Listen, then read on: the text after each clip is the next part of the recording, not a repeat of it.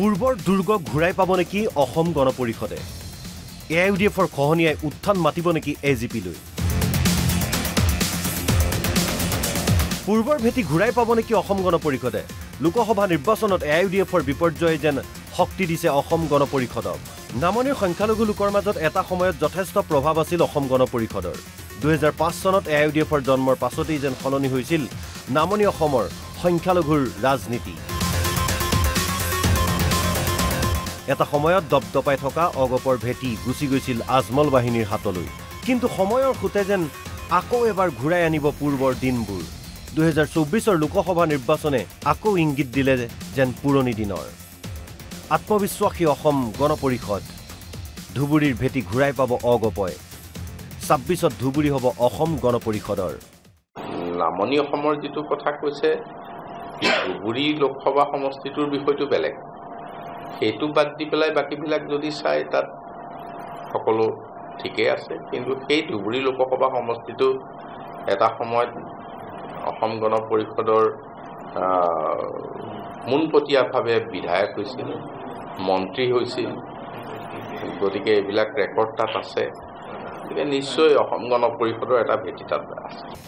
উজনি নামনিৰ ৰাজনৈতিক প্ৰসংগৰ কথা ক'বলৈ গৈ অগপৰ কাৰ্যকৰী সভাপতি কেশৱ মহন্তই ৰোমন্থন কৰিলে সংখ্যালঘু লোকৰ মাজত থকা অগপৰ সবল স্থিতি ধুবুৰীত এটা সময়ত সবল ভেটি আছিল অগপৰ আমাৰ কাৰণে অসমখনৰ ফটো বেলেগ বেলেগ দৃষ্টিকোণৰ আমি চাই কেতিয়াও পোৱা নাই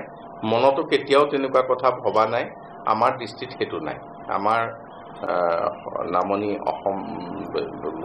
মানে উজনি সব একে গতিকে ইয়াত আমি ভাগকে কথা নাপাতো পঞ্চায়ত ইলেকশন আছে বা অন্য কাউন্সিল বিলাকৰ ইলেকশন আছে বিভিন্ন ইলেকশন হ'ব বা ইলেকশন আছে গতিকে আটাইবিলাকতে আমি সম্পূৰ্ণৰূপে আমি জড়িত হ'ম আৰু অসমৰ একমাত্ৰ আঞ্চলিক দল অসম গণ পৰিষদ হিচাপে ৰাইজে আমাক আদৰি ল'ব আৰু ৰাইজৰ ওচৰত আমি ৰাইজৰ মনৰ কথা যিখিনি আছে সেইখিনি কথা লৈ আগবাঢ়িম কেৱল অসম গণ পৰিষদেই নহয় মুখ্যমন্ত্ৰী ডক্টৰ হিমন্ত বিশ্ব শৰ্মাও প্ৰবল আত্মবিশ্বাসী বিধানসভাৰ উপনিৰ্বাচনত 4খন আসনত জয়ী হ'ব মিত্ৰদল ধুবুৰীত আমাৰ বিধানসভাত ভাল হ'ব এবাৰ আমি 4টা সিট জিকিম বিধানসভাত উল্লেখযোগ্য যে AIUDFৰ জন্মৰ পাছত আঘাত পৰিছিল অগপৰ ভোট বেংকত হেৰাই যোৱা পুৰণি সুযোগ আমবাৰীলৈ ঘূৰাই আনিবলৈ এতিয়াৰে পৰা দলটোৱে আৰম্ভ কৰিছে ৰণকৌশল আজমলৰ বিপৰ্যয়ে ভাল খবৰ কঢ়িয়াই আনিব নেকি আমবাৰীলৈ সকলো স্পষ্ট হ'ব অপেক্ষা মাথো সময়লৈ ভিডিঅ' জাৰ্নেলিষ্ট ৰূপেনৰ সৈতে গুৱাহাটীৰ পৰা বিচিত্ৰ ৰাজবংশীৰ ৰিপৰ্ট NB নিউজ